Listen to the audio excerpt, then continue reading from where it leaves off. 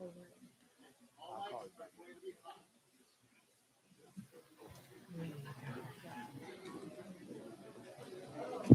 9 o'clock. Good morning, everyone. We'll be meeting shortly. Volume, Loud volume enough. up. Good morning, Pastor Burton. Good morning.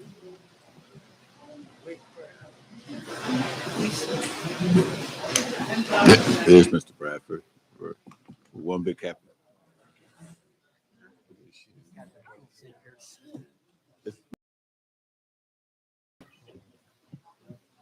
Good morning, Doc.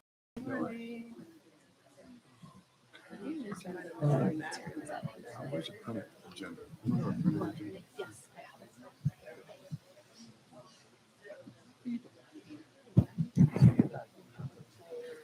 Classes.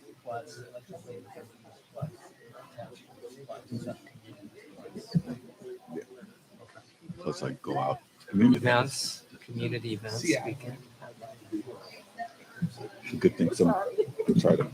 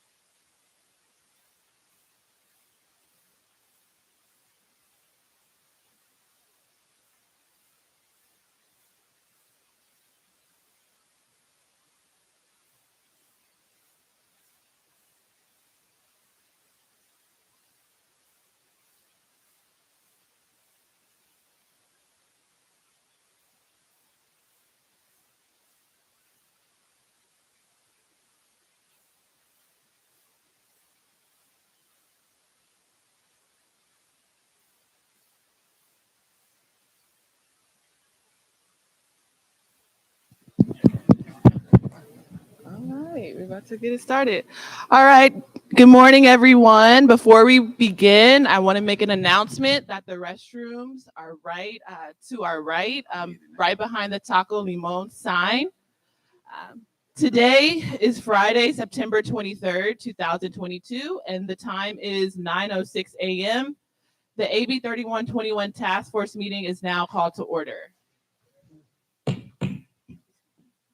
Good morning, everyone. My name is Camila Moore, and I'm the chairperson of the task force.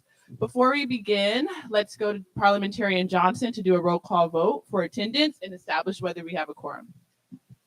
Thank you, Madam Chair. I will begin with Chair Moore, Present. Vice Chair Brown, Present. Member Bradford, Here. Member Grills, Grill. present. Member Jones Sawyer, Present. Member Holder, Member Lewis, Present. Member Montgomery Stepp, and Member Tamaki. Here. Madam Chair, there are 9 task force members, and the number needed for a quorum is 5. The number present is 9. Madam Chair, a quorum has been established. Thank you, Parliamentarian Johnson. Members of the task force and members of the public, welcome to the California Reparations Task Force 10th hearing and second in-person hearing in Los Angeles, California. From a review of the agenda, you can see that it is a full agenda. So to ensure that we complete it during the time allocated, we will need to make sure that the following timeline is established. So the next agenda item on our agenda is number 2, public comment from 9:05 to 10:05. It's 9:07, so public comment will be from 9:07 to 10:07. 30 minutes will be reserved for in-person public comment, and the last 30 minutes will be reserved for virtual public comment. And Ms. Aisha Martin Walton will be assisting us in this effort. Good morning. Good morning, task force members and the public. Welcome to public comment. As Chair Moore has indicated, there's an hour for public comment. 30 minutes will be for in-person and 30 minutes for callers on the phone. We'll start with the in-person. And just so you know that each person will have 3 minutes to speak, please be advised that in fairness to everyone, at the 3-minute mark, you may be politely interrupted. And for those who are in person, I also have cards that have the time. At the end of the public comment period, please take your seat and we will continue. And also know that if you don't have an opportunity to make comments today, we will have public comments again tomorrow morning, and or at any time you can submit your written comments to reparationstaskforce@doj.ca.gov. So why don't we go ahead and begin? First speaker, please. Good morning. Good morning. I am Friday Jones. My name is Consul Jones Muhammad. I am the president of the National Assembly of American Slavery Descendants. We will be hosting our inaugural Reparations Summit next weekend in Atlanta at the National Center for Civil and Human Rights, and tickets are still available at Eventbrite. I am also the co-chair of the Los Angeles chapter, which is a member of the Coalition for a Just and Equitable California. I am the vice president of Los Angeles's Blue Ribbon Reparations Advisory Commission as appointed by Mayor Garcetti, and today I'm here speaking as an individual. Reginald Jones Sawyer introduced California AB 2296 Task Force to study and develop reparations proposals for African Americans to the Assembly on February 16, 2022. This commission held public hearings on February 23rd, 24th, March 29th, and 30th, April 13th, and 14th. At no point during these sessions was AB 2296 placed on the agenda before this body or the public at large. The National African American Reparations Commission, of which Dr. Cheryl Grills was appointed in January 2022, issued a letter asking Governor Gavin Newsom to sign AB 2296.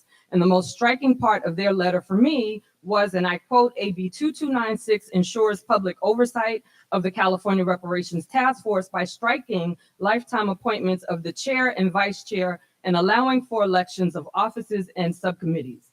The letter goes on to say there is little public oversight to protect the task force from issues concerning internal governance, appointments, and structures. I think that's what the Bagley-Keene Act was for.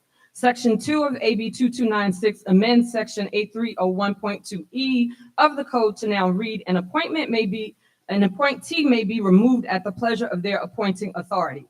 This dramatically changes AB 3121's language, and I believe that NARC in the letter to Governor Gavin Newsom identifies the intended targets of this change as Chair Moore and Vice Chair Brown. I do not mince my words. Your actions are unethical. This is your final term as Assembly member for Council District 59 in Los Angeles. The membership of NAASD Los Angeles is here in Los Angeles. And I will utilize every ounce of my influence to ensure that the descendant community with ties to the South that have our ancestors buried in segregated graveyards to have lineage repair in the state of California. Judas betrayed Jesus for 30 shekels of silver with a kiss. I urge this body to ask Gavin Newsom to veto AB 2296 in its current form, leave the integrity of AB 3121 intact. Thank you very much. Thank you for your comments. Our next speaker. Good morning, Chair Moore, Vice Chair Brown, Task Force members.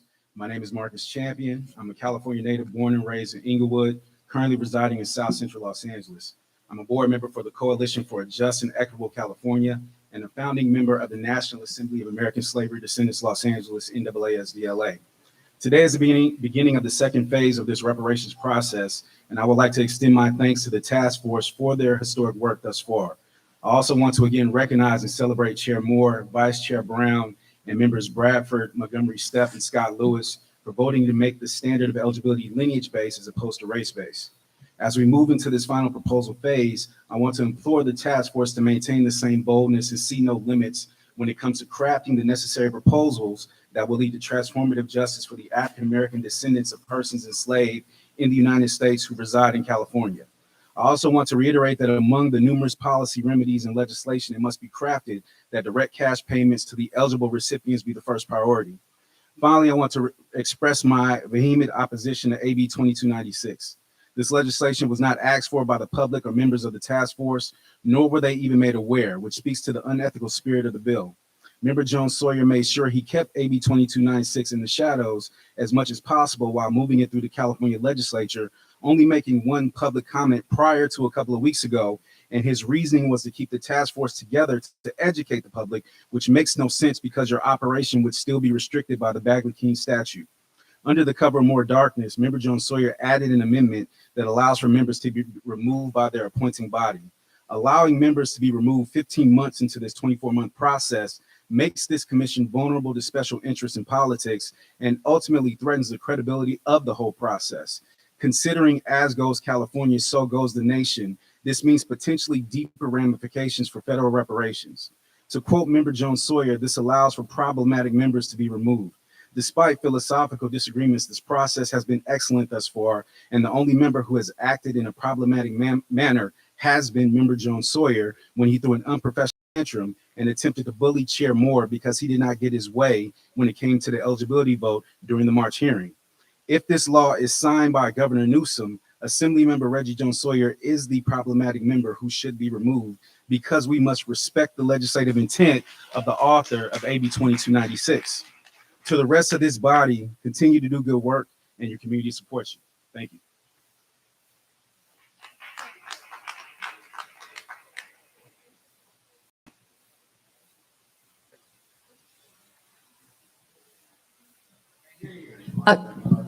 Hello, Tess. Oh, there we go. Okay, sir, thank you so much. But before you begin, we have two speakers who need an accommodation who will follow you. Thank you so much. You may begin.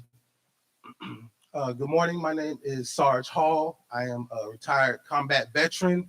I'm the at-large rep for the Mid-City Neighborhood Council, as well as board member for the South Los Angeles Alliance of Neighborhood Councils, and I am a descendant of the Honorable Biddy Mason. I'm sending greetings from Georgia, which is Georgia and Florida, which is my roots, and I want to say that I missed my tea time to come here, and I wasn't really expecting this. But I want to say that I have concerns about Black California. Before we even get to reparations, I believe that we need to have a forum called the State of Black California. With California only being 6.5% African American and the majority of them in Los Angeles, in 20 years, there will only be 2.5% African Americans. And what we left in California, what we cannot do is allow these reparations to serve as an exit strategy. Also, we cannot allow these reparations to be a boost to Governor Gavin Newsom, who is running ads in Florida. When I went to my property in Florida this year, I cut on the TV and I see him basically getting ready to run for presidency. So we cannot let these reparations go without us having a hand up in this situation if Gavin wants to run for president. And you know what I'm talking about, the behind the closed doors conversations. If he passes this, if we get these reparations passed, he can use this as a springboard. And what we cannot do is allow him to use us. With that being said, the money alone is not enough. I'm afraid that if you give checks to folks, the average person is going to go to the liquor store, they're going to go to the weed shop, and we're going to lose equity in our neighborhoods. Follow what I'm saying? Follow what I'm saying. Not everyone. Follow what I'm saying.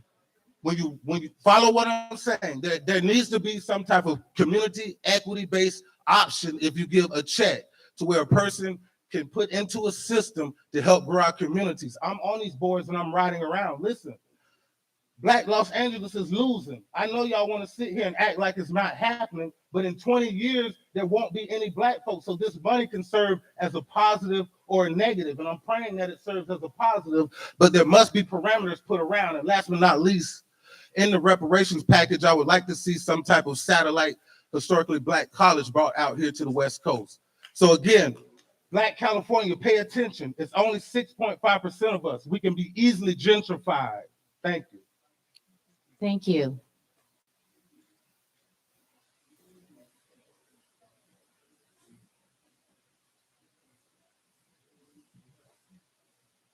Good morning. Good morning. Good morning. Now that I have your attention, I am Emeritus Professor Joyce Faye Allen Hamilton, and my sister, Emeritus Professor Janelle Allen. My sister has been a professor at Compton College for 38 and a half years. Because we combined our thoughts, we decided that one of us would speak. And since I'm the baby girl, I was chosen. You know how that is. Is that okay with the task force? I've been waiting for over 30 years to have this conversation about reparation. So I'm very passionate about this. So if you can be with me, be passionate about what I'm saying. We were born and reared in Los Angeles, California. The sisters bring greetings to all task force members, committee members, distinguished guests, and to the audience. I have taught at many colleges and ended my professorship at Los Angeles City College with a combination of teaching for 35 years. My mother always stated, quote, always try to be the best or next to the best or among the best, unquote. She died at the age of 97 last year, July 15, 2021. I received an award for the first Black Teacher of the Year at Los Angeles City College. I want to be an inspiration to you. It is a privilege and an honor to speak before this task force this morning. I want to honor you and applaud you for countless and tireless days, hours, and minutes that you've spent on this task force. This is not an easy job, but you were born to do this. God has chosen you to help create the blueprint for reparation. Reparation is a check owed to Black Americans for the enslavement of ancestors that must not bounce, but must be cashed upon receiving it. This will be marked in the history books as to what you've done for Black Americans. My sister and I want to encourage you to keep working assiduously. Whatever the mind can conceive, the mind can achieve, by Professors Joyce and Janelle Allen. What do elderly Black Americans need for the California reparation? As an elderly Black American, my sisters and I, including my husband, his father was a sharecropper. We do not need to continue our education, nor obtain jobs, nor housing. What we would like is monetary compensation, loan forgiveness for our nieces. And I just wanted to say this, if you can think it, you can do it. If you can see it, you can believe it. If you can practice it, you can improve it. If you can trust it, you can make it. If you can fix it, you can solve it. If you can start it, you can finish it. I'm so Thank sorry you to very, interrupt very you. much, everyone. Perfect. Thank you. God bless you. Thank you. And I believe our next speaker, the next young lady, please come forward. We'll continue. Thank you very much. You may begin. Good morning. Can you hear me through my mask? Okay. Good morning, task force and community. My name is Winona Valentine. I am founder and executive director of I Dream for Racial Health Equity. Our team is comprised of 24 advisory members, staff, and consultants. Our 28-year storied mission equips a learning community of visionaries with a comprehensive understanding of maternal and infant health throughout the life course, and responds to the urgent call to support and strengthen the Black perinatal workforce and allies. I am a member of the Black Equity Collective, and I participated in the listening session experience on May 25th, 2022. My role as a 26-year CBO leader brings forward the need for reparations and investments in the financial stability of nonprofit organizations over a 10-year period. We're talking about fiscal year 2023 to fiscal year 2033. For example, reparations for iDream is an investment in personnel costs for 5 full-time professional community staff. The amount equals to $628,618.24 for 1 year. Over 10 years, the investment equals $6.3 million. The current living wage is $92,996.30 in Los Angeles County for 1 adult and 1 child. For me, that means a single mother raising their 1 child. That salary does not include taxes and health benefits. And the source for that is the living wage calculator for LA County. Black-led CBO leaders are innovators and we are risk takers. We respond with community-led interventions, yet too many of us began as underfunded startups with underemployed staff. Reparations provide the financial investment of our business model above and beyond programs and services. The importance of a community listening session is to ensure that more voices like ours are included in the reparations discussion. Eligibility was voted on, but that varies upon what you heard in the listening sessions. The task force has engaged economists. CBO leaders like myself can provide similar or more relevant expertise. And then finally, bringing greater awareness to the community provides input on reparations. My story as a CBO leader cannot look backwards to 1996 compared to the white-led startup organizations that are now multi-million-dollar CBOs in the same period. Reparations can financially sustain the future of Black-led CBO leaders, provide living wages, and anchor long-term hope and healing in our communities. Thank you. Thank you. Thank you for your comments. Next speaker, please. Thank you so much for this opportunity. My name is Zachariah McGee. I am an activist for reparations for the modern day descendants of American Negro slaves. I had a Facebook page of that same title and it did get shut down, okay? Currently, I'm touring Los Angeles churches with a 2-part PowerPoint presentation, first entitled The Reparations for the Modern Day Descendants of American Negro Slaves, and the second, The Truth About the American Negro. Now, my father was born in 1934. My mother was born in 1938, both in Vicksburg, Mississippi, in the middle of the Jim Crow South. They went through horrendous intimidation and discrimination, and that was felt in the household that I grew up in. My parents were amongst the Great Migration in the late 50s up to the northern states. I grew up in Aurora, Illinois.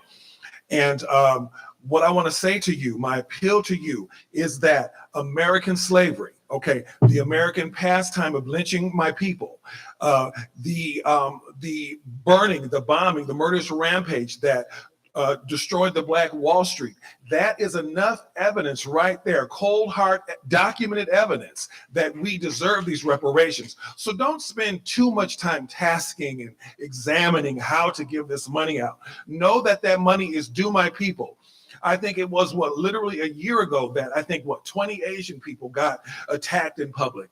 Within 3 months, there was an Asian hate crime bill signed, and it is now against the law to victimize any Asian persons. So what are we talking about? We know in 1941 that the Japanese attacked Pearl Harbor and that Japanese Americans were put in internment camps. We all learned this in high school. But then in 1988, did Japanese get the reparations? They sure did. So we're still waiting. In 2009, the United Nations was calling for Black Americans to receive reparations. And guess who blocked that? Obama. He shut it down. He said, you're not going to intimidate and disrespect white people on my watch. Basically, essentially, that's what he was saying. So please, don't spend all this time task forcing and examining. The evidence is clear. The reparations is there. If you're interested, I'm currently touring Los Angeles with those PowerPoint presentations. If you're interested in those, please approach me and I can hook you up with the presentations to continue bringing awareness to these reparations and show the less fortunate of our people who they are. My last thing is, you don't have to give no money to no crackhead. You don't have to do that. You wouldn't do that anyway. So why would you do that? And that's not an important point to bring out anyway. We have a lot of educated, powerful people. We have the means. The problem is that we're not together. We will not come together to do what we need to do the nation building within our people.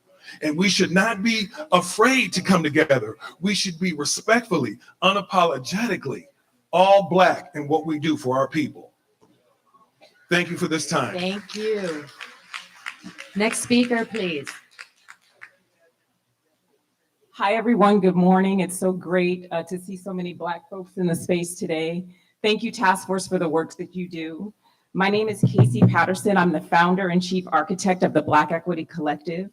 We are an ecosystem of 25 philanthropic partners and 52 Black-led and Black empowering organizations across Los Angeles, San Bernardino, and Riverside counties.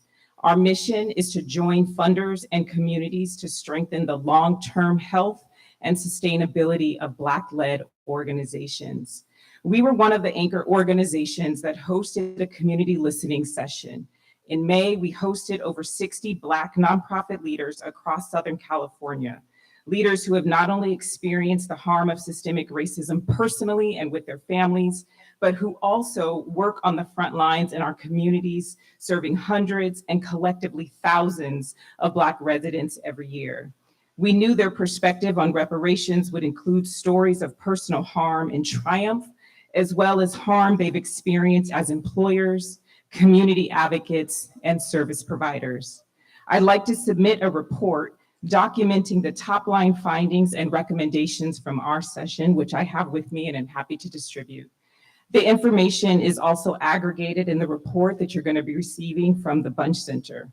Overall, we heard a wide-ranging account of experiences with structural and systemic racism, including maternal and infant mortality, pay inequity, racism in schools, barriers to philanthropic and public funding, housing discrimination, wealth deprivation, land theft, police terror, and the targeting and dismantling of the Black family unit. They've experienced these things because they're Black, whether their ancestors descended from stolen Africans who populated the American South or stolen Africans who immigrated from another colonized land. Racism has not separated them by lineage. As you can see or will see in our report, there were various perspectives on the eligibility question and nuance in how our community thinks it should be applied to different forms of reparations. There are still over 3 million Black Californians, and their voices deserve to be heard, considered, and respected before the question of eligibility was prematurely decided by this body. I want to implore this body and ask that moving forward, the task force make a stronger effort to solicit community input before making major decisions on any reparations framework. Our members were deeply moved by the opportunity to weigh in on this conversation and asked to stay engaged. This body has a responsibility to hear from those who have been silenced and erased, whose stories were never invited into the policymaking arena. For that reason and many others, this effort should include hiring and retaining a reputable communications firm to help promote your work, continuing to put, it's my last sentence, continuing to put significant resources toward community engagement and partnering with community-based organizations like ours to ensure that you're reaching the entire community. We have to get to the next speaker. Thank you. Thank you very much. Next speaker, please. Hello, everybody. My name is Milagro Jones. I'm an undergraduate student at UCLA, and I transferred from Los Angeles Trade Technical College. So I want to shout out these professors that worked in the LACCD, because without people like them, I wouldn't be here today. You know what I'm saying? But I'm a single parent. I've been raising my daughter by myself since she was 5 months old, and she is 8 years old now. And I just want to say that, you know, before I even start, I want to speak on people talking about crackheads shouldn't get no money. My stepmama was a crackhead, and she was still a Black woman. Excuse me. She deserved money just like anybody else deserved money. She's still a human being. Excuse me. But I just want to say that as a single parent here in Los Angeles, all of these people that's up here right now, I'm sure you have done something that's been helpful for me.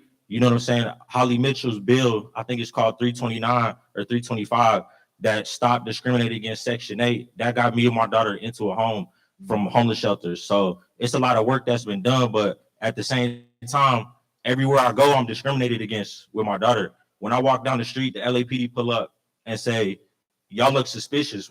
Do you know this man? The LA Sheriff Department broke into my home, harassing me, sending emails to the neighborhood council. He got found guilty of this stuff. He still work with Black people in the community.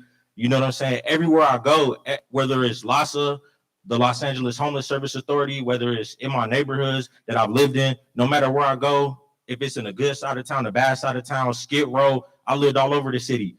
It's always discrimination. Black people are treated like garbage in this country. Me and my daughter is stepped on and walked on everywhere we go.